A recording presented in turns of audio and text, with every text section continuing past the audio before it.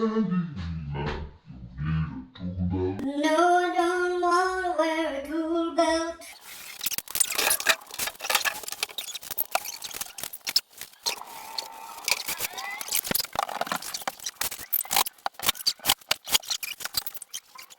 Got some marks written on the brick and the floor to show me where that outlet is, and now I'm going to start cutting it out.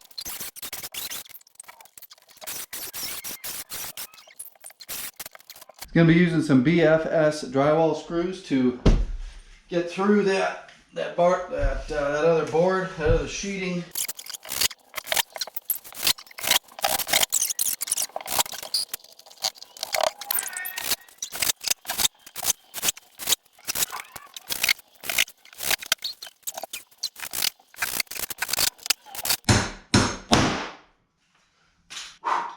Welcome back, everybody. You are watching the #1 home improvement YouTube channel in the entire world.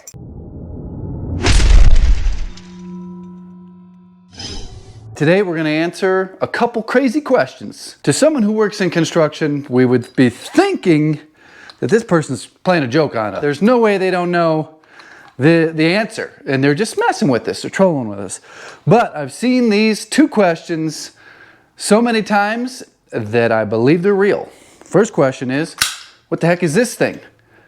And what just fell out of there? This is a ram set. This is a very basic ram set used to nail wood to masonry like concrete, brick, and also steel. Yes, steel I-beams.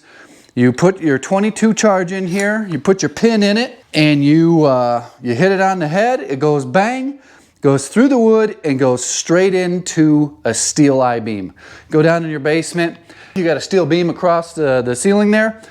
Well, you can nail 2x4s to it with this tool. That's question number one. That one isn't so far-fetched, but where is it? Oh, here it is. This one.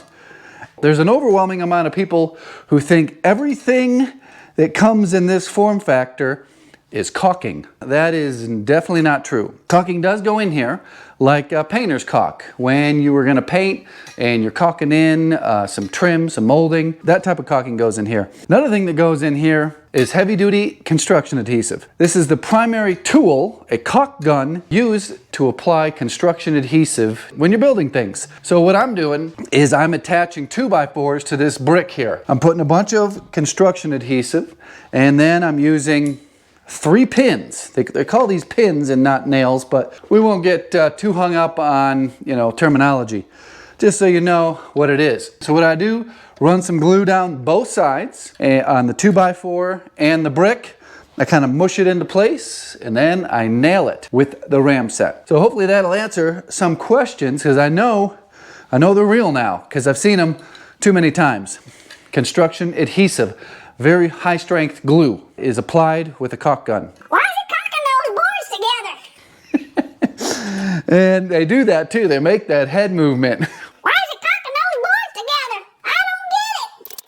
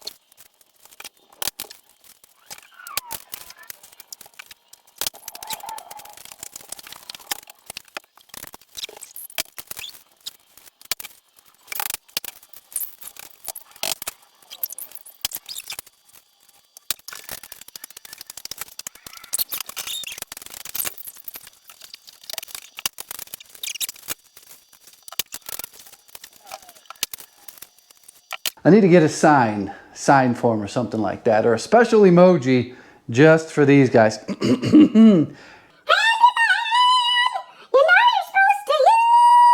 Pressure treated wood on masonry. No, you don't. This entire house has a full basement, no pressure treated wood. This is inside. This is a capped off chimney. If you are finishing a newer basement and you have cement walls and a cement floor, I recommend treated lumber for your bottom plate and anything that you have to nail to the wall.